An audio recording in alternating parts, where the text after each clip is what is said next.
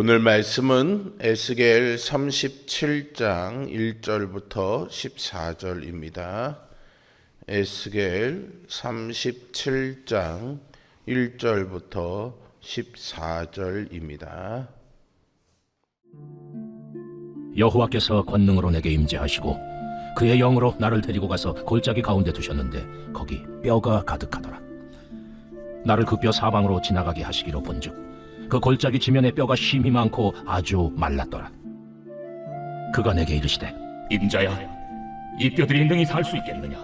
주 여호와여, 주께서 아시나이다. 너는 이 모든 뼈에게 대언하여 이르기를, 너희 마른 뼈들아, 여호와의 말씀을 들을지어다. 주 여호와께서 이 뼈들에게 이같이 말씀하시기를, 내가 생기를 너희에게 들어가게 하리니 너희가 살아나리라. 너희 위에 힘줄을 두고 살을 입히고 가죽으로 덮고 너희 속에 생기를 넣으리니 너희가 살아나리라. 또 내가 여호와인 줄 너희가 아니라 하셨다 하라. 이에 내가 명령을 따라 대언하니 대언할 때에 소리가 나고 움직이며 이 뼈 저 뼈가 들어맞아 뼈들이 서로 연결되더라. 내가 또 보니 그 뼈에 힘줄이 생기고 살이 오르며 그 위에 가죽이 덮이나 그 속에 생기는 없더라. 임자야, 너는 생기를 향하여 대언하라. 생기에게 대언하여 이르기를, 주 여호와께서 이같이 말씀하시기를, 생기야, 사방에서부터 와서 이 죽음을 당한 자에게 불어서 살아나게 하라 하셨다 하라. 이에 내가 그 명령대로 대언하였더니 생기가 그들에게 들어가매 그들이 곧 살아나서 일어나 서는데 극히 큰 군대더라. 임자야, 이 뼈들은 이스라엘 온 족속이라. 그들이 이르기를, 우리의 뼈들이 말랐고 우리의 소망이 없어졌으니 우리는 다 멸절되었다 하느니라. 그러므로 너는 대언하여 그들에게 이르기를, 주 여호와께서 이같이 말씀하시기를, 내 백성들아, 내가 너희 무덤을 열고 너희로 거기서 나오게 하고 이스라엘 땅으로 들어가게 하리라. 내 백성들아, 내가 너희 무덤을 열고 너희로 거기에서 나오게 한즉 너희는 내가 여호와인 줄 알리라. 내가 또 내 영을 너희 속에 두어 너희가 살아나게 하고 내가 또 너희를 너희 고국 땅에 두리니 나 여호와가 이 일을 말하고 이룬 줄을 너희가 아니라. 여호와의 말씀이니라. 아멘. 이스라엘은 이미 하나님으로부터 회복의 약속을 받았습니다. 그러나 현실은 전혀 달라지지 않았지요. 그들은 여전히 바벨론 포로지에서 살고 있었고 성전은 무너졌고 나라를 잃었고 미래의 희망도 다 사라진 상태였습니다. 하나님의 약속은 들었지만 눈앞의 현실은 절망뿐이었죠. 바로 그때 하나님은 에스겔에게 충격적인 환상을 보여주십니다. 그것은 마른 뼈들이 가득한 골짜기였습니다. 그런데 놀라운 일이 일어나지요.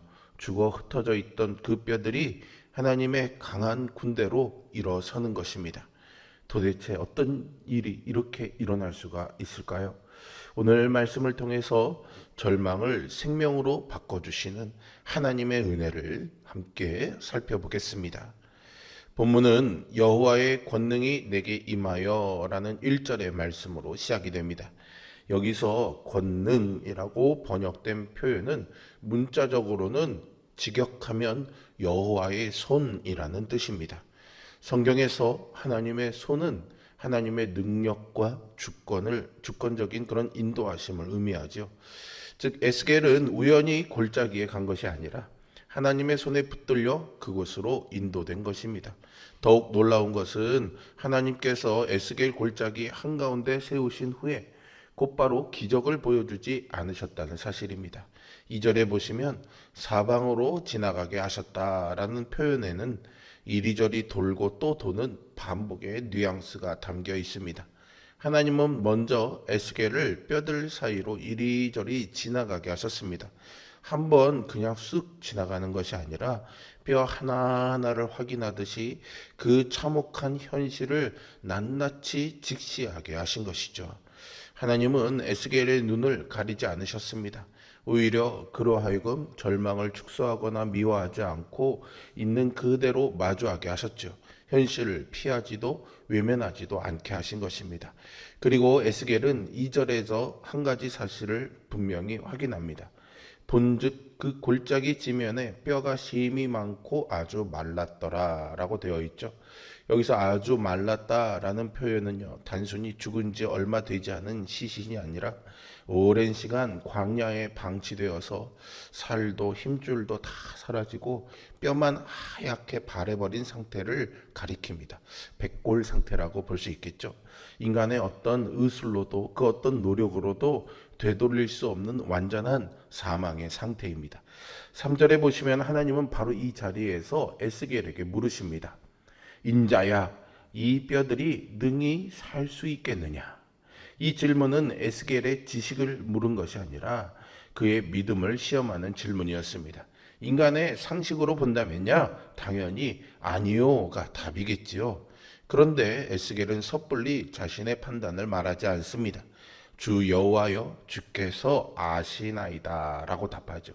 그는 불가능하다고 단정하지도 않았고 근거 없이 또 가능하다고 장담하지도 않았습니다.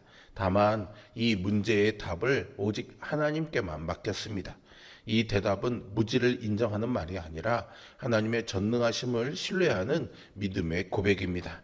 저는 알지 못하지만 하나님은 아십니다. 저는 할 수 없지만은 하나님은 하실 수 있습니다. 라는 신앙의 고백인 것이죠.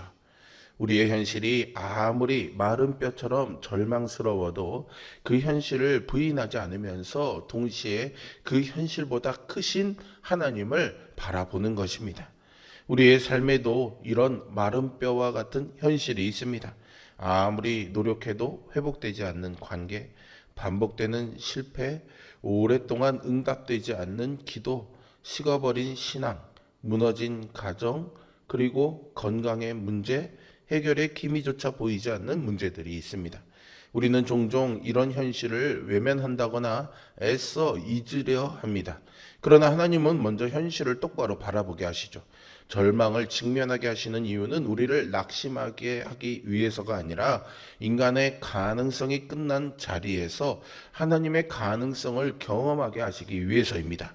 하나님은 언제나 인간의 절망을 하나님의 영광이 드러나는 무대로 바꾸시는 분임을 믿는 우리 모두가 되기를 바랍니다. 하나님은 4절에서 에스겔에게 매우 이해하기 어려운 명령을 내리시는데요. 너는 이 모든 뼈에게 대언하여 이르기를 너희 마른 뼈들아 여호와의 말씀을 들을지어다 라고 선포하게 하십니다. 여기서 대언하다라는 말은 단순히 설교한다거나 연설을 한다는 뜻이 아니라 하나님을 대신해 하나님의 말씀을 선포하는 예언 행위를 의미하는데요. 생명이 있는 사람에게도 말씀이 잘 들리지 않는 경우가 많은데 하나님은 귀도 없고 생명도 없는 마른 뼈들에게 말씀을 선포하라고 하십니다. 인간의 생각으로 이해하자면 너무나 이해되지 않는 명령이라고 할 수 있겠죠. 생명을 만드는 것은 말을 듣는 대상의 능력이 아니라요, 그 말씀을 보내시는 하나님의 권능입니다. 그래서 에스겔은 따지지 않고요, 순종합니다. 에스겔의 순종은 자신의 말이 효력이 있으리라는 확신 때문이 아니라 그 말씀을 명하신 하나님을 신뢰했기 때문입니다. 그리고 7절에 보시면 놀라운 일이 일어납니다. 이에 내가 명령을 따라 대언하니 대언할 때 소리가 나고 움직이며 이 뼈 저 뼈가 들어맞아 뼈들이 서로 연결되더라. 대언할 때 역사가 시작되었습니다. 하나님의 말씀에는 생명을 창조하는 능력이 있기 때문이죠. 창세기에서 하나님께서 빛이 있으라 말씀하시자 빛이 생겼던 것처럼 하나님의 말씀은 지금도 죽은 것을 살리는 능력을 가지고 계시는 줄 믿습니다. 이어서 힘줄이 생기고 살이 오르고 가죽이 덮여 사람의 형체가 완성되죠. 그러나 본문은 8절에서 중요한 사실을 덧붙입니다. 그러나 그 속에는 생기는 없더라 라고 말이죠. 겉모습은 완성되었지만 아직 살아있는 사람은 아니었습니다. 이 장면은 아주 중요한 영적 교훈을 줍니다. 겉모습이 갖추어졌고 형식이 회복되었다고 해서 반드시 생명력이 있는 것은 아닙니다. 교회에 다니고 예배드리고 봉사하고 성경 지식을 많이 쌓을 수 있습니다. 겉으로는 신앙인의 모습을 갖출 수 있죠. 그러나 하나님의 생명이 없다면 여전히 영적으로는 죽어 있는 것입니다. 예수님께서도 당대의 가장 종교인 중에 종교인이라고 손꼽히던 바리새인들을 향해서 회칠한 무덤이다라고 책망하시지 않았습니까? 겉은 아름다웠지만 속에는 생명이 없었기 때문입니다. 신앙은 형식을 갖추는 데서 끝나지 않습니다. 하나님의 생명이 우리 안에 실제로 역사해야 하는 것이죠. 진정한 생명은 다음 단계, 곧 하나님의 영이 임하실 때 비로소 시작됩니다. 이제 하나님은 9절에서 두 번째 명령을 내리십니다. 생기야, 사방에서부터 와서 이 죽음을 당한 자에게 불어서 살아나게 하라. 에스겔이 그리고 10절에서 다시 대언하자 이번에 생기가 그들 속으로 들어가게 되죠. 이에 내가 그 명령대로 대언하였더니 생기가 그들에게 들어가매 그들이 곧 살아나서 일어나 서는데 극히 큰 군대더라. 이 본문 전체를 관통하는 핵심 단어가 있는데요. 그것은 히브리어로요 루아흐라는 단어입니다. 이 단어는 바람, 호흡, 영이라는 세 가지 의미를 모두 가지고 있습니다. 본문에서는 이 세 가지 의미가 모두 겹쳐서 사용되고 있습니다.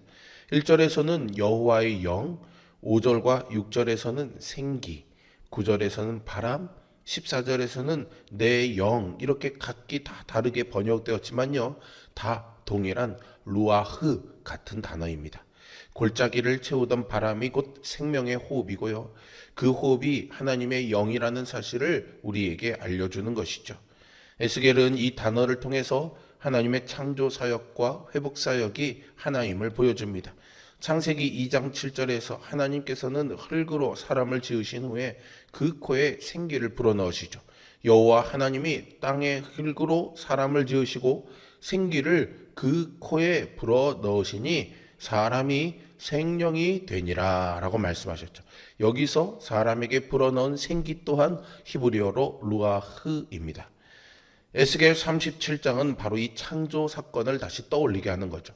형체를 갖추는 것과 생명을 얻는 것은 전혀 다른 차원의 일입니다. 우리는 여기서 창조의 하나님이 곧 회복의 하나님이심을 보게 됐죠.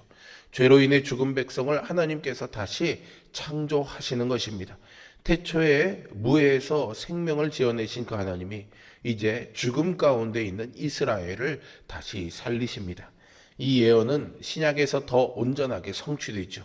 부활하신 예수님께서 제자들에게 숨을 내쉬면서 성령을 받으라 라고 말씀하신 장면은 에스겔서의 이 생기 사건을 그대로 이어받고 있습니다.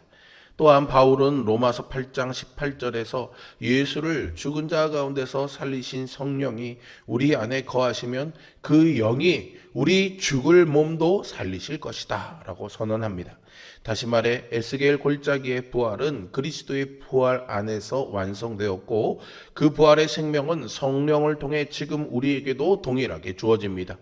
이것은 우리의 노력이나 회복의 의지의 결과가 아니라 전적으로 하나님께서 값없이 부어주시는 은혜의 선물입니다. 12절 이하에서 하나님은 그 의미를 직접 풀어 설명하시죠. 내 백성들아, 내가 너희 무덤을 열고 너희로 거기에서 나오게 하고 라고 하시고요. 14절에서는 내가 또 내 영을 너희 속에 두어 너희가 살아나게 하고 라고 말씀하십니다. 하나님께서는 이 환상을 통해 단지 마른 뼈 이야기를 하고 싶으신 것이 아니라 절망 가운데 있는 이스라엘 온 족속에게 부활의 소망, 회복의 소망을 말씀하고 계시는 겁니다. 그리고 이 약속은 이스라엘에게만 머물지 않고 오늘 이 자리에 있는 우리에게까지 이어지는 하나님의 신실하신 성품을 보여줍니다. 오늘날도 하나님의 역사는 동일한 줄로 믿습니다. 말씀이 선포되고 성령이 역사하실 때 죽은 심령이 살아납니다. 낙심한 마음이 회복되고 마른 신앙이 다시 뜨거워지며 죄에 묶였던 사람이 자유를 얻고 절망 가운데 있던 사람이 소망을 품게 됩니다. 교회를 살리는 것은 프로그램이 아니라 말씀과 성령이며 가정을 회복시키는 것도 인간의 지혜와 노력이 아니라 말씀과 성령입니다. 개인의 영혼도 공동체도 하나님의 영 루아흐가 임할 때 비로소 살아납니다. 우리의 삶 가운데도 마른 뼈들의 골짜기와 같은 상황이 있습니다. 회복될 수 없을 것 같은 관계, 거듭된 실패로 소망이 끊어진 현실, 생명력을 잃어버린 신앙생활을 마주할 때가 있습니다. 그러나 오늘 본문은 우리의 시선을 우리의 상황과 환경이 아니라 마른 뼈도 살리시는 하나님께로 돌리게 합니다. 하나님은 사망의 자리에 있던 뼈들을 말씀과 성령을 통해 살리셨습니다. 그리고 그 동일한 말씀과 성령이 오늘도 우리 가운데 역사하고 계십니다. 하나님께서는 이 뼈들이 능히 살 수 있겠느냐라고 물으신다면 우리의 대답도 에스겔과 같아야 합니다. 주 여호와여, 주께서 아시나이다. 우리가 해야 할 일은 스스로를 일으켜 세우려 애쓰는 것이 아닙니다.